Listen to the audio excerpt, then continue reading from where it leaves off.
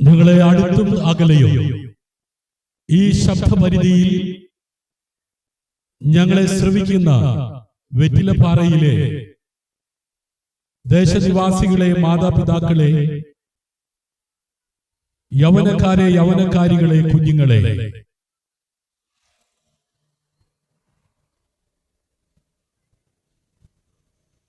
ശാന്തിയുടെയും സമാധാനത്തിന്റെയും സ്നേഹത്തിന്റെയും സന്ദേശവുമായി കേരളത്തിന്റെ 14 ജില്ലകളിലൂടെ സഞ്ചരിക്കുന്ന വാഹനമാണ് ഈ വെറ്റിലപ്പാറയിൽ എത്തിയിരിക്കുന്നത്. ജീവിതം അഭിനയമോ അനുഭവമോ എന്ന ഒരു ചോദ്യത്തോടു കൂടെ സഞ്ചരിക്കുന്ന ഈ വാഹനത്തിന്റെ ശബ്ദപരിധിയിൽ ആയിരിക്കുന്ന വെറ്റിലപ്പാറ ദേശനിവാസികളെ, ഇന്ന് ഞാൻ നിൽക്കുന്നത് വെറ്റിലപ്പാറയിലെ ഈ റോഡിന്റെ ഓരത്താണ്. വഴിയിലൂടെ വളരെ തിരക്കേറിയ യാത്രയിലായിരിക്കുന്ന അനേകരെ വിവിധ വാഹനങ്ങളിലൂടെ സഞ്ചരിക്കുന്നത് നാം കണ്ടുകൊണ്ടിരിക്കുകയാണല്ലോ. ജീവിതം മുന്നോട്ട് ഓടുന്നു. പക്ഷേ ഒരു ചോദ്യം ഇത്തരണത്തിൽ ഞാൻ നിങ്ങളുടെ മുമ്പിൽ ചോദിക്കുകയാണ്. ജീവിതം മുന്നോട്ട് പോകുമ്പോൾ ഹൃദയം ശാന്തമാണോ? ഇന്നത്തെ കാലം സൗകര്യങ്ങൾ കൂടിയെങ്കിലും, സൗകര്യങ്ങൾ വർദ്ധിച്ചെങ്കിലും മനുഷ്യന്റെ ഹൃദയത്തിനകത്ത് സമാധാനം നഷ്ടപ്പെട്ടുകൊണ്ടിരിക്കുകയാണ്. റോഡ് വികസിച്ചു, ഇലക്ട്രിസിറ്റി വികസിച്ചു, വിദ്യാഭ്യാസ സ്ഥാപനങ്ങൾ വികസിച്ചു. എന്തിനേറെ, കാളവണ്ടി യുഗത്തിൽ നിന്നും കമ്പ്യൂട്ടർ യുഗത്തിലേക്ക് നാം എത്തിക്കഴിഞ്ഞു. പക്ഷേ തലമുറ നശിച്ചുകൊണ്ടിരിക്കുകയാണ്. മദ്യത്തിനും മയക്കുമരുന്നിനും ദുശീലങ്ങൾക്കും അടിമപ്പെട്ട് യുവതലമുറ നശിച്ചുകൊണ്ടിരിക്കുമ്പോൾ അവരെ നേരായ പാതയിലേക്ക് നയിക്കുവാൻ ആർക്കാണ് കഴിയുക? കണ്ടുപിടുത്തങ്ങൾക്കോ രാഷ്ട്രീയ സാമൂഹിക പ്രവർത്തനങ്ങൾ കൊണ്ടോ തലമുറയെ നേരായ പാതയിലേക്ക് നയിക്കുവാൻ കഴിയുന്നുണ്ടോ? ബോധവൽക്കരണ സെമിനാറുകളും മറ്റും അരങ്ങേറുന്നുണ്ടെങ്കിലും നമ്മുടെ തലമുറ നശിച്ചുകൊണ്ടിരിക്കുകയല്ലേ? ഇങ്ങനൊരു യാത്രയുടെ ഉദ്ദേശം എന്താണ്? ഇങ്ങനൊരു സന്ദേശത്തിന്റെ ആവശ്യം എന്താണ് എന്ന് ചോദിക്കുന്ന ചിലരെങ്കിലും ഉണ്ടാകും. ഇതാ, സർവജനത്തിനും വലിയ സന്തോഷം ഉണ്ടാകുന്ന സുവിശേഷം, ഗുഡ് ന്യൂസ്. ഈ സന്തോഷ വാർത്തയാണ് ഈ ഡിസംബർ മാസത്തിൽ ഈ റോഡിന്റെ ഓരത്ത് നിന്ന് നിങ്ങളോട് പങ്കുവെക്കുവാൻ ഞങ്ങൾ ആഗ്രഹിക്കുന്നത്. ഈ മാസത്തിന്റെ പ്രത്യേകത നമുക്കറിയാം, ക്രിസ്മസ് ആണ്. കടകമ്പോളങ്ങളിൽ സ്റ്റാറുകൾ വിൽപ്പനയ്ക്ക് എത്തിയിരിക്കുന്നു. അതുമായി ബന്ധപ്പെട്ട് ഒത്തിരി ലൈറ്റുകൾ, വർണ്ണ കളറുകളിലുള്ള അനേക ക്രമീകരണങ്ങൾ വീടുകളിലും ചർച്ചുകളിലും 4 പേർ കൂടുന്ന കവലകളിലെല്ലാം നമുക്ക് കാണുവാൻ കഴിയും. പ്രിയരെ, യേശു ഈ ഭൂമിയിൽ ജനിച്ചത് രാജമാളികയിലല്ല, ഒരു തൊഴുത്തിലായിരുന്നു. എന്തിനാണ് യേശു അങ്ങനെ ജനിക്കുവാൻ ഇടയായത്? തെരുവിലുള്ളവനെ, ഒറ്റപ്പെട്ടവനെ, വിലയിൽ നിന്ന് തോന്നുന്നവനെ രക്ഷിപ്പാൻ, അവന് സമാധാനം ഉണ്ടാകുവാൻ അത്രേ യേശു ജനിച്ചത്. ഇന്ന് വെറ്റിലപ്പാറയിൽ ചിരിച്ച മുഖങ്ങൾ കാണാം, പക്ഷെ ഉള്ളിൽ ഭാരമുള്ള ഹൃദയങ്ങളുണ്ട്. ക്രിസ്മസ് പറയുന്നു, നിന്റെ അവസ്ഥ എനിക്കറിയാം. യേശു ഈ ഭൂമിയിൽ ജനിച്ചത് മാനവകുലത്തിന് സമാധാനവും സന്തോഷവും നൽകുവാനാണ്. തുടർന്ന് മനോഹരമായ ഗാനം നിങ്ങൾക്ക് ശ്രവിക്കാം. യേശുക്രിസ്തുവിന്റെ ജനനവും, യേശുക്രിസ്തുവിന്റെ ജീവിതവും, യേശുക്രിസ്തുവിന്റെ മരണവും, മരണാനന്തര ജീവിതവും എന്തിനു വേണ്ടിയായിരുന്നു? മഹാന്മാർ നിരവധി പേർ ഉലകത്തിൽ ജനിച്ചിട്ടുണ്ട്. അവരുടെയൊക്കെ സേവനങ്ങളും അവരുടെ പ്രവർത്തനങ്ങളും എല്ലാം നമുക്കും നമ്മുടെ നാടിനും നമ്മുടെ തലമുറയ്ക്കും എക്കാലത്തും നന്മയായിരുന്നു. പക്ഷേ അവരൊക്കെ അവരുടെ സമയം കഴിഞ്ഞപ്പോൾ അതേ മരണം വഴിയായി ലോകത്തിൽ നിന്ന് മാറ്റപ്പെട്ടു. ഒരിക്കൽ ജനനവും ഒരിക്കൽ മരണവും ഉണ്ടെന്ന് എല്ലാവരുടെയും ജീവിത അനുഭവത്തിലൂടെ നമുക്ക് മനസ്സിലാക്കുവാൻ കഴിയുന്നു. പ്രിയരെ, മരണം നിശ്ചയമാ, സമയം നിശ്ചയമല്ല. മരണത്തിന് മുമ്പ് ഞാനും നിങ്ങളും അറിയേണ്ട ചില യാഥാർത്ഥ്യങ്ങളുണ്ട്. മനോഹരമായ പാട്ടിന് ശേഷം ആ സന്ദേശം നിങ്ങൾക്ക് ശ്രവിക്കാം. നിങ്ങളുടെ വിലപ്പെട്ട സമയത്തെ ഹാർദവമായി സ്വാഗതം ചെയ്യുന്നു.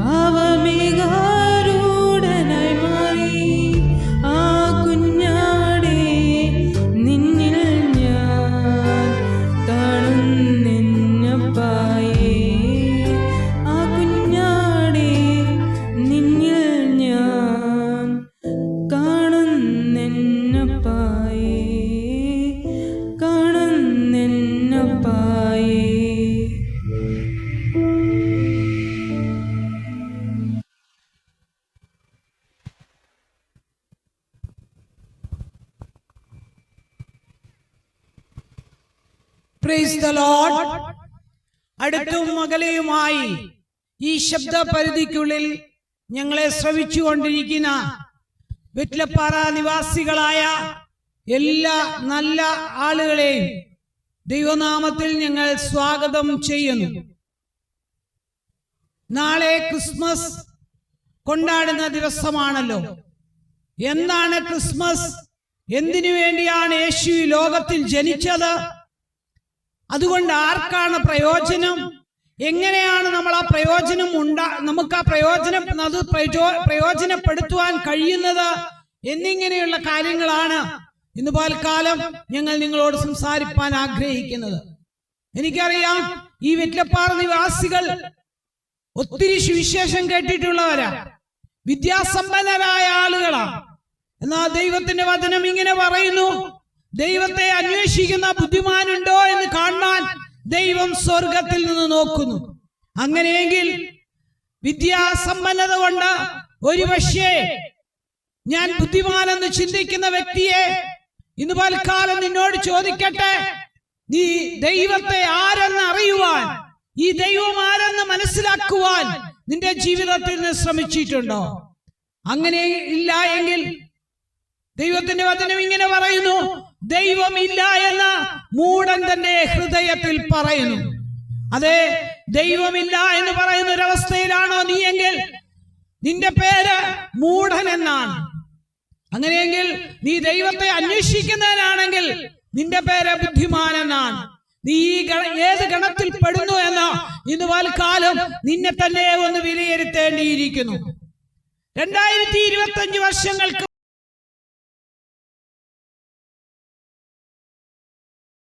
പ്രവചനങ്ങളുടെ നിവൃത്തി എന്ന വണ്ണം താൻ ഈ ലോകത്തിൽ അവതരിപ്പാനിടയായി.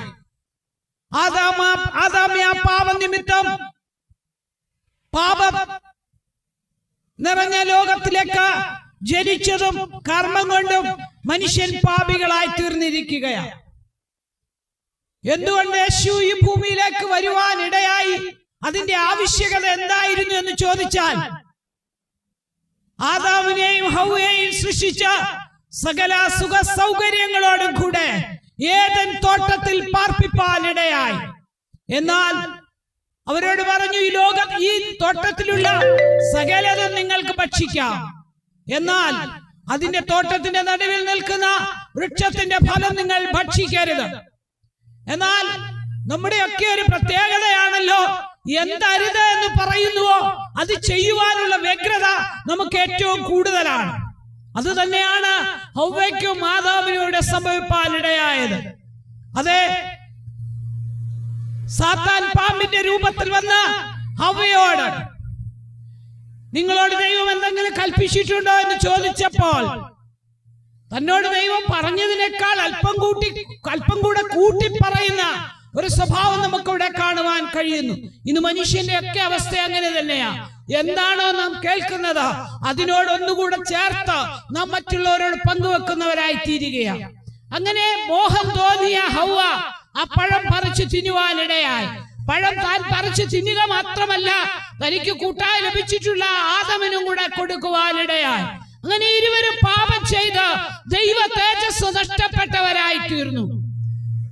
എന്നും രാവിലെയും വൈകിട്ടും ദൈവത്തോടൊത്ത് കൂട്ടായ്മ ആചരിച്ചിരുന്ന ആദമിനും ഹവ്വയ്ക്കും അന്ന് വൈകുന്നേരം ദൈവം തോട്ടത്തിൽ വന്നപ്പോൾ ദൈവത്തെ കാണുവാൻ മടിയായി അവർ ഒളിച്ചിരിക്കുവാനിടയായി. ദൈവം അവരോട് ചോദിച്ചു, ആദമേ നീ എവിടെയാണ്? അപ്പോൾ ആദം പറയും, നഗ്നനെന്ന് നിനക്ക് എങ്ങനെ മനസ്സിലായി എന്ന് ചോദിച്ചപ്പോൾ, ഞാൻ തിന്നരുതെന്ന് പറഞ്ഞ ഫലം നീ തിന്നുവോ? അതെ. അപ്പോഴാദം പറയുകയാ, നീ എനിക്ക് കൂട്ടായി തന്ന സ്ത്രീ എനിക്ക് തന്നു, ഞാൻ തിന്നുപോയി. നാം ഒന്ന് ചിന്തിച്ചു നോക്കാം. ഇന്ന് നാം ചെയ്യുന്ന പല തെറ്റുകൾക്കും അതിന് കാരണക്കാർ ഇന്നവരാണെന്ന് പറഞ്ഞുകൊണ്ട് നമ്മുടെ തെറ്റിന്റെ ആ കാഠിന്യം നാം കുറയ്ക്കുവാൻ ശ്രമിക്കുകയല്ലേ? ആർക്കെങ്കിലും തങ്ങൾ ചെയ്യുന്ന തെറ്റ് അത് എന്റെ മാത്രം ഉത്തരവാദിത്തമാണെന്ന് പറഞ്ഞ് ഏറ്റെടുക്കുവാൻ കഴിയുന്നുണ്ടോ? അങ്ങനെ പാപത്തിന്റെ ഫലമായി തോട്ടത്തിൽ നിന്ന് പുറത്താക്കപ്പെട്ട മനുഷ്യനെ എങ്ങനെ ദൈവത്തിന്റെ രാജ്യത്തിലേക്ക് കൊണ്ടുവരിക എന്നുള്ളത് ദൈവത്തിന്റെ വലിയൊരു ആഗ്രഹമായിരുന്നു. അപ്പോൾ ആ നിമിഷം ദൈവം ഒരു ആട്ടിൻകുട്ടിയെ കൊന്ന് അതിന്റെ തോലെടുത്ത്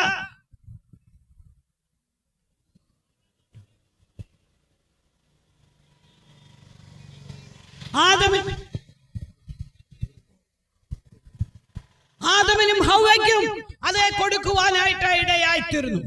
അതിന്റെ ഫലമായി അന്ന് മുതൽ അവർ ആട്ടിൻതോട് അടിഞ്ഞു.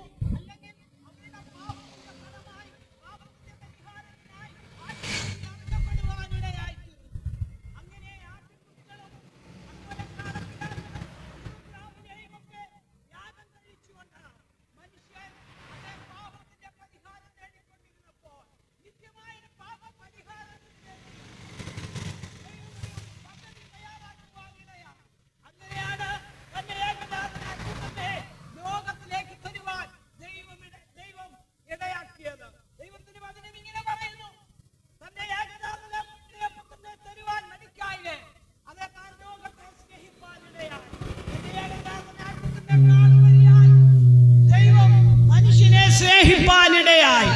അതിന്റെ ഫലമായി യേശുക്രിസ്തു ഈ ഭൂമിയിൽ അവതരിപ്പാനിടയായി. അങ്ങനെ യേശുക്രിസ്തു ഈ ഭൂമിയിൽ അവതരിച്ചു, കാലിത്തൊഴുത്തിൽ പിറന്നു. താൻ 33.5 തിരുവയസ്സ് വരെ ഈ ഭൂമിയിൽ ജീവിച്ചു. അതെ, താൻ ഈ ഭൂമിയിൽ എല്ലാ മനുഷ്യരെ പോലെ തന്നെ എല്ലാ കാര്യങ്ങളിലും ഇടപെട്ടു. താൻ ദൈവപൂർണ്ണ ദൈവമായിരിക്കെ തന്നെ മനുഷ്യന്റെ എല്ലാ അവസ്ഥകളും മനസ്സിലാകുന്നവനായി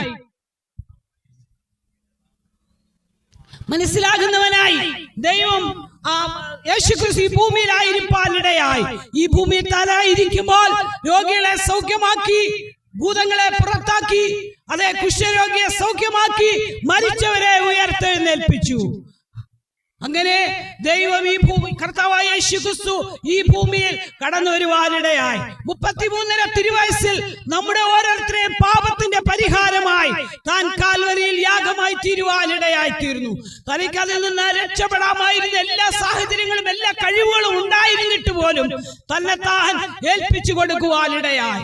അതെ, നമ്മെ നേടേണ്ടതിന്, എന്നെയും നിന്നെ സ്നേഹിച്ചതുകൊണ്ട് എന്നെയും നിന്നെയും നേടേണ്ടതിന് യേശുക്രിസ്തു കാൽവരിയിലെ കൊലക്കളത്തിൽ തന്നെ താൻ ഏൽപ്പിച്ചു കൊടുക്കുവാനിടയായി. കാൽവരി ക്രൂശിൽ മരിച്ച് അടക്കപ്പെട്ട 3-ാം നാൾ ഉയർത്തെഴുന്നേറ്റ യേശുക്രിസ്തുവിനെ ആണ് ഇന്ന് പൽക്കാലം ഞങ്ങൾ നിങ്ങളുടെ മുമ്പിൽ പരിചയപ്പെടുത്തുന്നത്. എല്ലാ വർഷവും ജനിച്ചുകൊണ്ടിരിക്കുന്ന ഒരു ശിശുവിനെ അല്ല, ഒരിക്കൽ ജനിക്കുകയും ഒരിക്കൽ മരിക്കുകയും അതെ ഉയർത്തെഴുന്നേൽക്കുകയും ഇനി പാപം കൂടാതെ രണ്ടാമതും പ്രത്യക്ഷപ്പെടുന്ന ഒരു യേശുവിനെ കുറിച്ചാണ് ഞങ്ങൾ നിങ്ങളെ പരിചയപ്പെടുത്തുന്നത്.